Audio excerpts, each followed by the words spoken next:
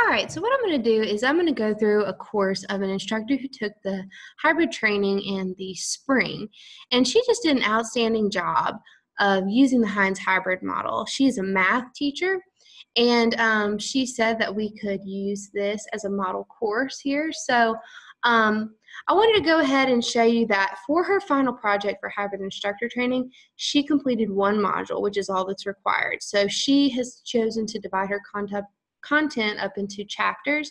Some people do it by units or topics, just depending on how. Some people do it by weeks.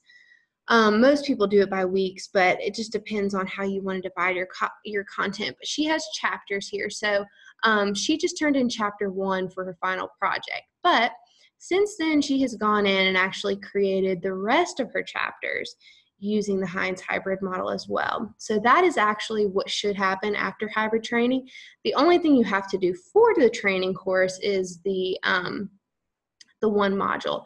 But technically, your deans will be the ones to keep track of whether or not you have done the rest of the course in that model.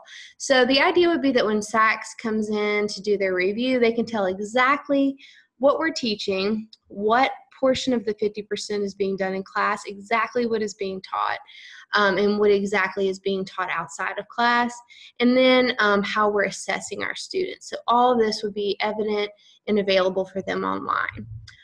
So I'm just going to go through here. So when I click on her chapter 1 objectives, I go straight to a page that shows exactly what the students are going to be learning. So she says, by the end of this module, students will be able to find limits and graphically and numerically. These are the things that they need to do in order to prepare for class. It gives them some notes. It gives them a video. And then also she has a discussion for them to actually apply what they learned in the previous information before they come to class. So here it actually has, she actually gives a grade before they come to class to hold them accountable for doing that work. Next, she has what they're going to be practicing in class. So clearly here, these are going to be things that students would not want to read on their own. These are intimidating formulas, complicated problems to solve, and things like that. But she has it on her practice in class information. So she'll probably pull up this page in Canvas when she has the students in class, and they'll actually be going through these examples.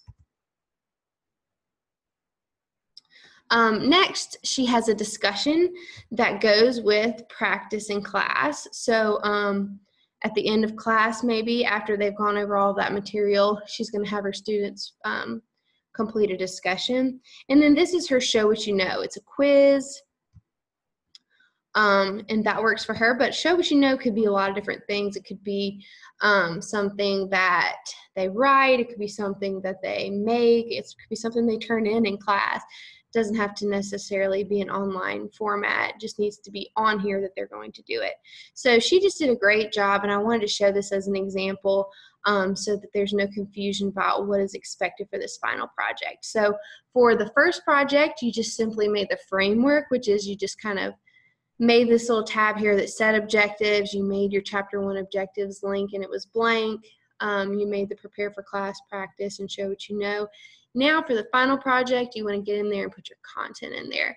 And she just did an awesome example of that. So if you have any questions, don't hesitate to email me and I can help you.